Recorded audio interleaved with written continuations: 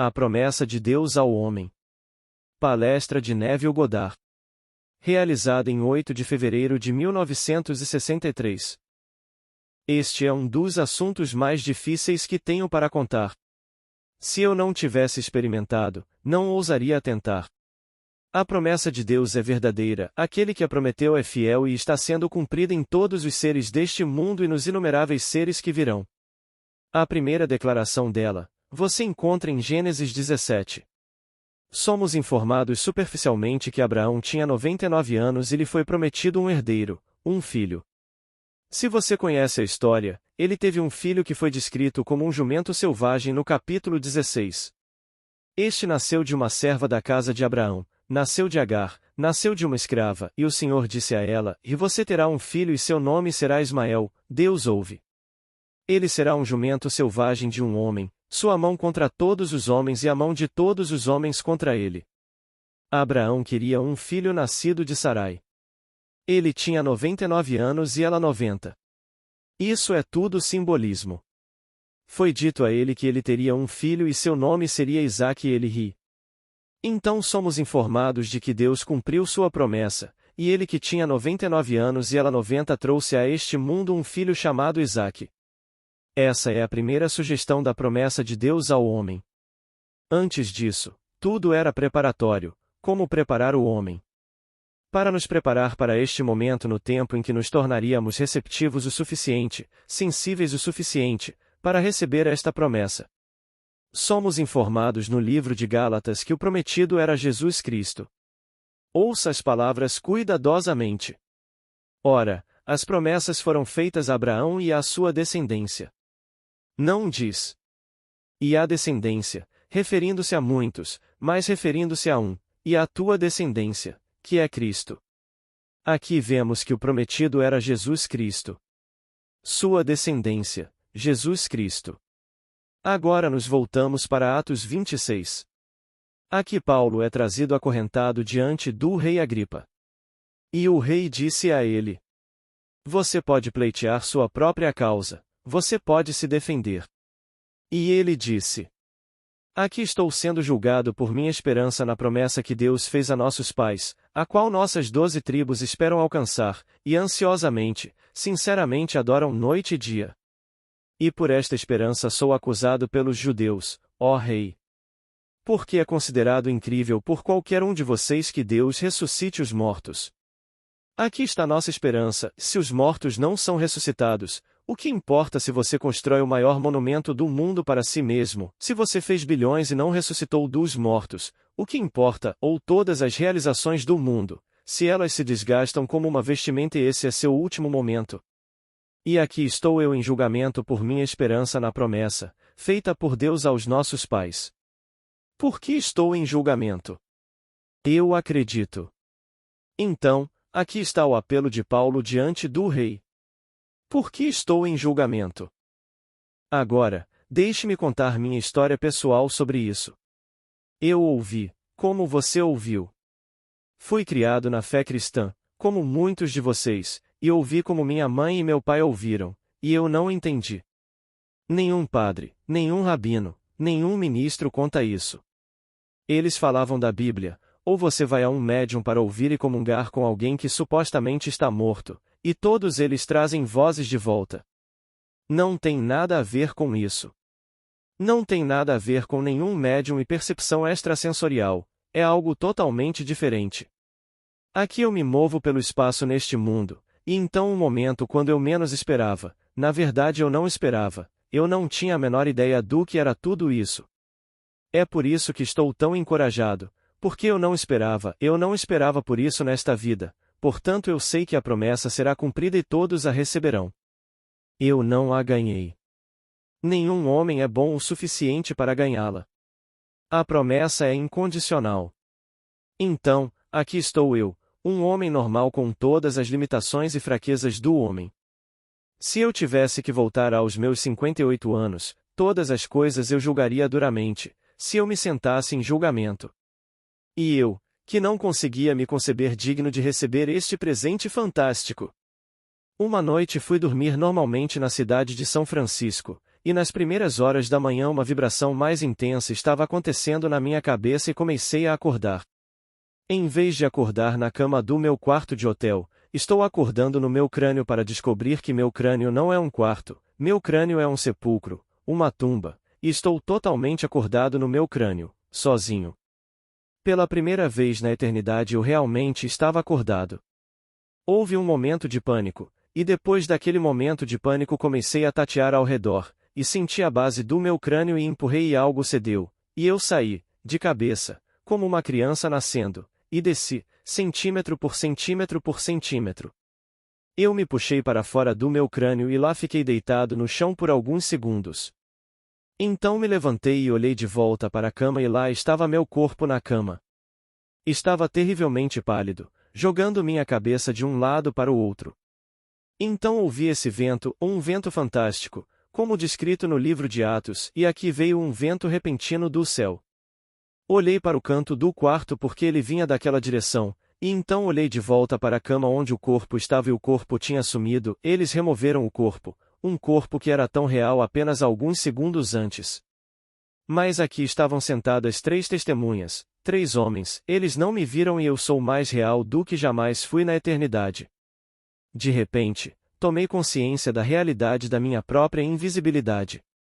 Eu sou mais real do que qualquer coisa na eternidade, e ainda assim ninguém me vê. Eu posso vê-los, eu não apenas os vejo, eu posso discernir seus pensamentos. Seus pensamentos são para mim tão objetivos quanto você. Eles estão todos curiosos sobre o vento, mas um é o mais curioso e ele saiu da cama e começou na mesma direção que eu pensei que o vento se originou. Quando ele começou, ele olhou para o chão e disse: "Ora, é o bebê de Neville." E eles perguntaram juntos da maneira mais incrédula: "Como Neville pôde ter um bebê?" Ele não discute o ponto, ele levanta uma criança enrolada em panos e a coloca na cama. Então eu peguei aquela criança em minhas mãos, olhei para seu rosto sorridente, ele faz isso, e perguntei: "Como está meu amor?" E esse sorriso celestial surgiu em seu rosto, e então a coisa toda se dissolveu, e eu estou na minha cama no hotel em São Francisco. Esse é o começo do desdobramento da promessa de Deus. Eu lhe darei um filho. Agora, o filho não é um filho pequeno que eu tenho, digamos. Que agora tem 38 anos. Vamos agora voltar à interpretação desse filho como a encontramos no livro de Lucas, pois Lucas interpreta essa imagem para nós. A tradição diz que havia 3 homens no campo, e ele disse a eles: "Esta noite nasceu Deus, nasceu um Salvador que é Cristo, o Senhor. E isto vos servirá de sinal, e encontrareis um bebê envolto em panos e deitado numa manjedoura." Lucas 2 versículo 11. Eles dizem: "Numa manjedoura, eu vos digo por experiência, deitado no chão." O bebê não é a coisa que aconteceu, o bebê é um sinal. Isto vos servirá de sinal. Um evento ocorreu hoje na eternidade, o cumprimento da promessa de Deus ao homem. E isto vos servirá de sinal, e encontrareis o bebê envolto em panos e deitado no chão. E foram e encontraram, como lhes fora dito, o menino envolto em panos. Vocês que conhecem certos protocolos relativos à Marinha ou ao nosso governo, que estarão preocupados com o nosso presidente que conhecemos como Washington, e queremos saber se ele está na Casa Branca ou não. Se vocês entenderam este protocolo, vocês procurarão ver um sinal de exibição, e se a bandeira presidencial estiver tremulando, vocês dirão aos seus amigos: "Ele está em residência." Se não estiver tremulando, ele não está em residência. Isso não significa que a bandeira é o presidente, apenas significa a sua presença. Este é um sinal para vocês, e vocês encontrarão o bebê envolto em faixas e deitado no chão. Isso significa o evento que ocorreu neste dia na eternidade, não é o evento. O evento é invisível aos olhos mortais, pois ninguém me viu. Eu os vi e li seus pensamentos, mas eles não puderam me ver. Eles apenas encontraram um sinal. Eles vieram para encontrar o sinal, como lhes foi dito no mundo espiritual. Vocês encontrarão o bebê envolto em faixas e deitado no chão. E eles vieram e o encontraram exatamente como lhes foi dito, mas eles não conseguiram encontrar o evento, pois o evento era invisível aos olhos deste nível. Então aqui está a promessa de Deus ao homem de que ele produzirá, do homem, a si mesmo. Ele está enterrado no homem. E aqui está um sinal de que ele conseguiu se trazer para fora, individualizado como você. É um pequeno sinal, o sinal é o de um bebê envolto em panos e deitado no chão. Vamos voltar ao livro de Samuel. Somos informados de que algo aconteceu no homem. É o segundo evento da promessa de Deus. Primeiro, tomaremos Eclesiastes 3, 11, o versículo mais disputado naquele livro e possivelmente na Bíblia. Deus pôs a eternidade na mente do homem, mas para que ele não descubra o que Deus fez do começo ao fim. A palavra traduzida como eternidade na versão padrão revisada é Olon. Na versão King James esse mundo é traduzido como mundo. Ele pôs o mundo na mente do homem. Siga-me de perto. Agora volte para o livro de Samuel. Um rei, seu nome é Saul, se vira para seu tenente, Abner, e ele vê um jovem muito bonito diante dele cujo nome é Davi, mas ele não sabe quem ele é. Ele disse a Abner: Abner, de quem é filho esse jovem? E Abner respondeu: Tão certo como sua alma vive, ó rei, eu não posso dizer. Ele disse: Pergunte de quem é filho esse jovem. Ninguém sabe. Então Davi sai de seu humor conquistador e traz a cabeça do filisteu em sua mão, Golias. E o rei se vira para o jovem agora, ele disse: Diga-me, de quem é filho você, jovem? E ele respondeu: Eu sou o filho do teu servo Jessé. Chegaremos a isso em um momento, mas voltaremos. Abner, de quem é filho esse jovem? A palavra jovem é Olon, traduzido como eternidade. Pergunte de quem é filho esse jovem. A palavra jovem é Olon. Ele se vira para o próprio garoto e diga-me, de quem você é filho, rapaz? A palavra jovem é Olon. O que Deus colocou na mente do homem? A Bíblia nos diz, mas porque não conseguimos entender, que Deus colocou a eternidade na mente do homem, mas a palavra traduzida como eternidade significa jovem, rapaz, juventude. Então, o que ele colocou no homem? Eu vou lhe contar por experiência própria o que ele colocou na mente do homem, e ele colocou Davi. Ele colocou Davi na mente do homem. É o segundo ato do cumprimento da promessa de Deus, porque ele prometeu no capítulo anterior, 1 Samuel 17, libertar o pai deste jovem na eternidade. Ele pegou a juventude eterna, simbolizada como Davi, e a colocou na mente do homem, e prometeu que qualquer um que conquistasse o inimigo de Israel, o filisteu, que seu pai, não ele, mas o pai, seria livre. Então ele está procurando pelo pai. Ouça as palavras. De quem você é filho? Não estou perguntando sobre o menino. De quem você é filho? Se eu lhe perguntar: de quem você é filho? Estou curioso sobre seu pai, não preocupado com você. Pois a promessa é: o pai deve ser libertado. Então, aqui está o grande mistério. Agora, alguns meses depois, uma vibração semelhante à que precedeu meu próprio nascimento do alto ocorreu. Desta vez houve uma explosão, uma expansão além do sonho mais louco, e quando a poeira baixou, por assim dizer, eu estava olhando para o rosto de Davi. Não há dúvida em minha mente de que estou vendo Davi e não há dúvida em nosso relacionamento. Ele é meu filho e não tem nenhuma dúvida em sua mente de que eu sou seu pai, e ele me chama de pai, cumprindo a Escritura, o Salmo 89. Tu és meu pai, meu Deus e a rocha da minha salvação. Então Davi foi escondido na mente de cada ser no mundo. Em um momento na eternidade, quando o homem está maduro para isso, há uma explosão, e ele vê Davi e Davi é seu filho.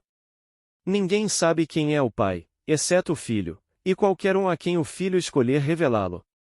Agora, qual é o significado disso? É o propósito de Deus nos dar seu filho. Não há nenhuma maneira no mundo de ele nos dar seu amor, se Deus é um pai, a menos que Deus seja um pai, a menos que ele nos dê a paternidade. Eu não posso ser um pai a menos que haja uma criança e seu filho unigênito seja Davi. Salmo 2. Tu és meu filho, hoje eu te gerei. Ele olha para Davi e chama Davi de seu filho unigênito. Ele pega seu filho unigênito, traduzido na Bíblia como Olom, enterra-o na mente do homem e então dá ao próprio homem, dando ao homem seu filho. Se eu sou o pai do filho unigênito de Deus, eu e Deus somos um. No mundo onde ainda devo usar uma vestimenta de carne, essa herança plena me é negada. Ela ainda não se tornou real, ou pelo menos não totalmente realizada, enquanto eu usar essa vestimenta de carne, mas minhas visões revelam o cumprimento de sua promessa em mim, herança completa do mundo quando a vestimenta, que é o véu que me esconde da minha herança, é retirada. Então aqui, de quem você é filho, jovem? Eu sou filho do teu servo Jessé. A palavra Jessé é a raiz da palavra eu sou. É qualquer forma do verbo ser. É a raiz da palavra Jod Reval Respron Yod Reival Rei que traduzimos, Jeová. Ele está lhe dizendo que seu pai é Jeová, o único Deus. Todos os estudiosos concordam que a genealogia dada a Davi no livro de Ruth e Crônicas foi adicionada. Eles tentam dar sentido às Escrituras, mas a mais abrangente de todas as obras sobre as Escrituras existentes é a Enciclopédia Bíblica. A Enciclopédia Bíblica afirma que no mais antigo de todos os manuscritos conhecidos, não há pai além de Jessé. Davi tem o pai, Jessé, e Jessé não tem pai.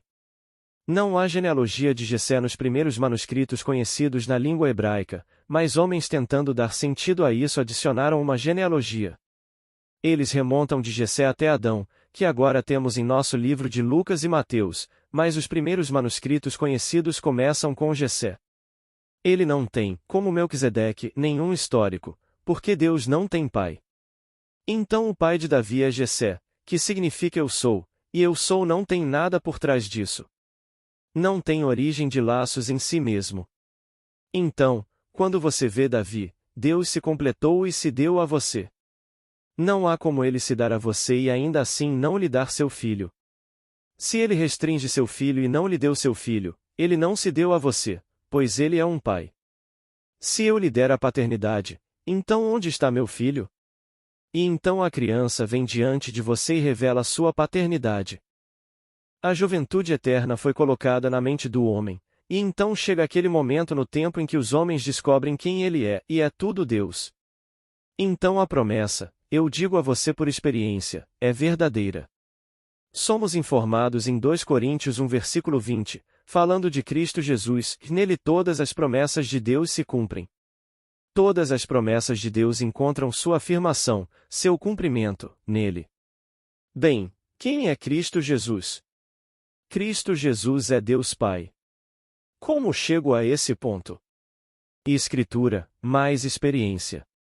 Em João 14 versículo 8, o discípulo Filipe disse a ele: Senhor, mostra-nos o Pai, e isso nos basta. Jesus disse a ele: Estou há tanto tempo convosco e ainda não me conheces, Filipe? Aquele que me viu, viu o Pai, como podes dizer? Mostra-nos o Pai. Mas ninguém lhe perguntou: Onde está seu filho? Leia a história. Ninguém ousou perguntar nada a ele. Uma criança dá testemunho da paternidade. Então ninguém lhe perguntou nada, então ele levanta a questão, não no mesmo capítulo, porque a Bíblia é um mistério, você tem que cavar e procurar. Então, quando ninguém lhe fez uma pergunta, ele se virou para eles e disse: O que vocês pensam do Cristo? De quem ele é filho? E eles, baseados na tradição, começaram a especular, e eles perguntaram a ele e fizeram todos os tipos de declarações. Eles disseram: O filho de Davi. Ele disse: Então por que Davi no Espírito o chamou de Senhor? Se Davi assim o chama de Senhor, como ele poderia ser filho de Davi?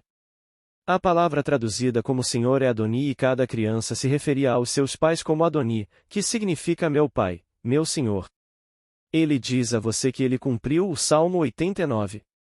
Se Davi assim o chama de pai, como ele poderia ser filho de Davi?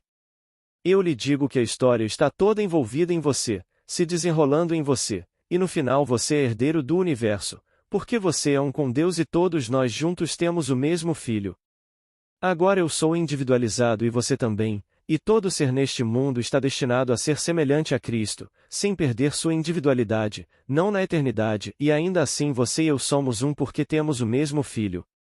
Você está destinado a ser filho de Davi, você está destinado a ser pai de Davi.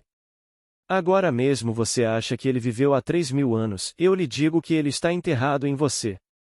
Ele está levantando seu filho de você, e quando ele levanta seu filho de você, ao mesmo tempo ele ressuscita você como ele mesmo. Então ele ressuscita você e seu filho e lhe dá o relacionamento de pai-filho, você sendo pai, e seu filho unigênito, é seu filho. Portanto, quem é você, senão Deus Pai? Estamos todos destinados a ser Deus Pai, e ainda assim individualizados. Eu sei que nunca perderei minha individualidade e você nunca perderá a sua, e ainda assim somos um. Somos um porque temos o mesmo filho, e o nome do filho é Davi. Agora, seu trabalho carregado de poder realmente começou na descida da pomba. Tudo antes disso foi simplesmente preparatório. Esta é uma experiência verdadeira, a descida da pomba. Todo esse simbolismo é verdadeiro, acontecerá com você. Vou lhe contar como aconteceu comigo. Ninguém vê isso fora daquele a quem acontece, como nos é dito em Marcos 1 versículo 10. Virá tão inesperadamente quanto todos os outros vêm. Você vai para a cama inocentemente, como eu fiz, um dia perfeitamente normal, sem excitação, e então nas primeiras horas da manhã isso acontecerá. De repente, você verá a transparência mais estranha, transparente além dos sonhos mais loucos, translúcida. Então, de repente, 20 ou 30 pés acima de sua cabeça, você verá uma bela pomba, um bege claro como linho natural. Palestra Projetos Proféticos. A mulher morena de pele oliva deu a entender que o futuro do homem era relativo ao seu intestino grosso atual, como a lagarta, cujo futuro é a borboleta. O futuro do homem é tão fantástico que você não consegue descrevê-lo em palavras. Ele não é a lagarta que se alimenta da folha, em relação a ela, ele é a criatura alada, conforme descrito no livro de Ezequiel e Isaías, este serafim alado, cujo corpo é de luz, rosto humano, sim, mãos humanas, pés humanos, mas o corpo, não. Ele não precisa do intestino grosso, ele não precisa de nenhum alimento para se sustentar, pois agora ele é um ser que dá vida, vida dentro de si. Portanto, ele é um ser de luz radiante, embora tenha características humanas, mãos e pés. Enquanto ela me dizia isso, eu ainda estava segurando a pomba, então me senti cristalizar mais uma vez, e estou de volta à minha cama. Todos os outros o precederam. Começou em 1959, no dia 20 de julho, em São Francisco. Então veio a revelação de Davi no mês de 6 de dezembro de 1959, então veio a divisão do templo, que é o corpo, em 8 de abril de 1960. Então veio aquele intervalo de alguns anos até o primeiro dia deste ano, 1º de janeiro, onde a pomba desceu. Conhecendo minha escritura, eu soube então que sua obra realmente começou. Aquela obra carregada de poder começou na descida da pomba, que simbolizava o Espírito Santo. O que eu disse a vocês esta noite é 100% verdade. Eu posso prometer a vocês, como lhes foi prometido nas Escrituras, tendo percebido isso em mim mesmo, vocês perceberão isso. Vocês não ganham isso, é um presente, é tudo graça. A promessa de Deus é incondicional, a lei de Deus é condicional. Se vocês querem aplicar a lei de Deus a qualquer coisa neste mundo, é tudo condicional. Vocês não podem estar em um estado e não sofrer as consequências de não estar em outro estado. Então, se eu estivesse no estado de ser saudável, devo assumir que estou. Somos informados, e invoque seu nome. Essa frase, invoque seu nome, não é traduzida corretamente. É, e invoque com seu nome. Como eu invocarei com seu nome? Seu nome é Eu Sou. Se eu invocasse com seu nome, e seu nome fosse Eu Sou, eu diria: Eu sou saudável. Como nos é dito? Que o homem fraco diga: e eu sou forte. Eu estou invocando com seu nome. Não invoque o nome dele, como você é ensinado nas igrejas. Em nome de Jesus Cristo, dê-me tal e tal.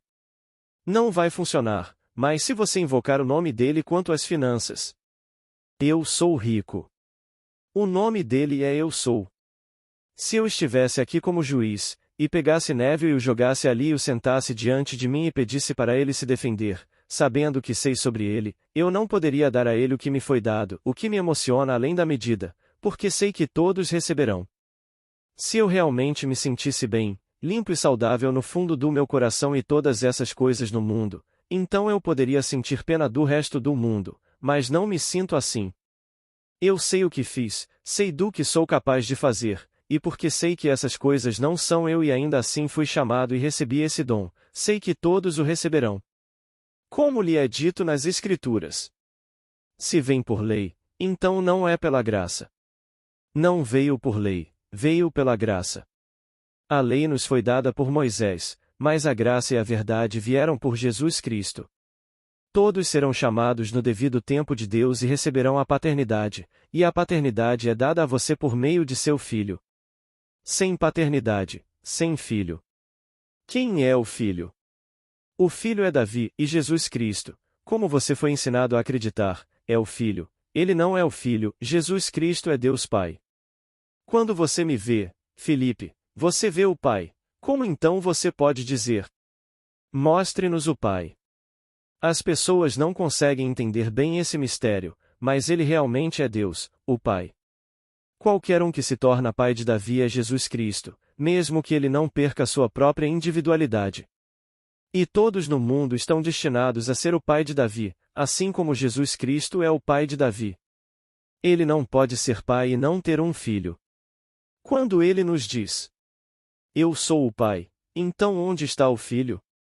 Então ele traz à tona: o que você diz do Cristo, de quem ele é filho? O filho de Davi. Então por que Davi o chama de pai? Se Davi assim o chama de pai, então como ele pode ser filho de Davi? Essa é a história. Todos estão destinados a ser o pai de Davi, e sendo o pai de Davi eles são Jesus Cristo. Jesus Cristo, ele mesmo o Pai. Essa é a promessa de Deus ao homem.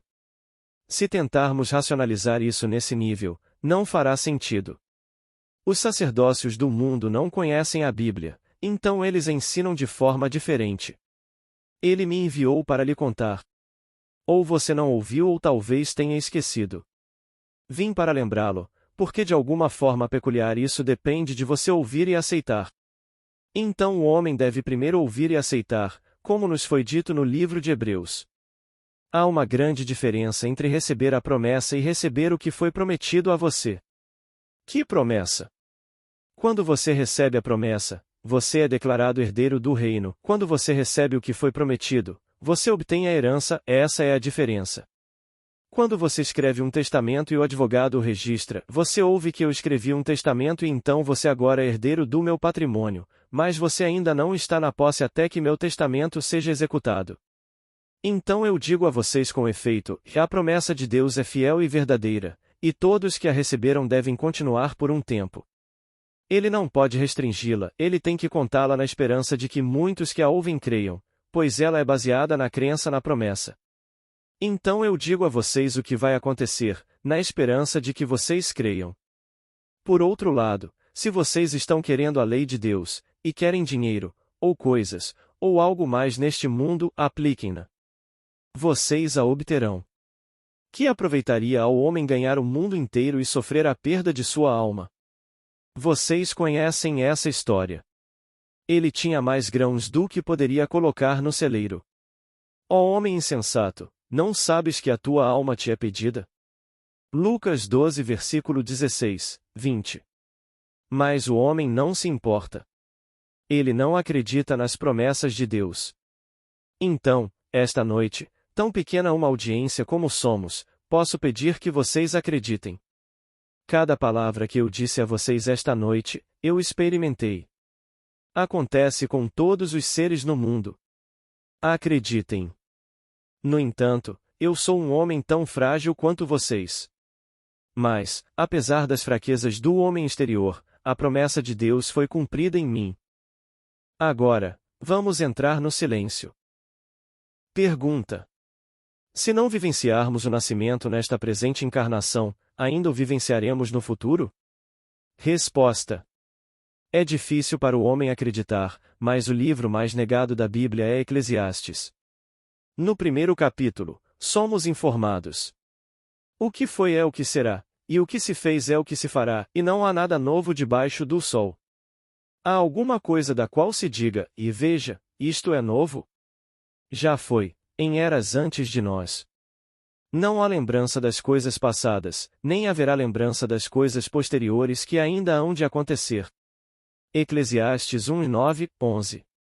O tempo é dobrado, curvado, é muito maior do que 70 anos, e o homem não pode voltar e realmente se lembrar das coisas de 70 anos atrás. A Escritura é muito maior do que isso. Cada um cumpre seu destino dentro daquele tempo em que estava sentado.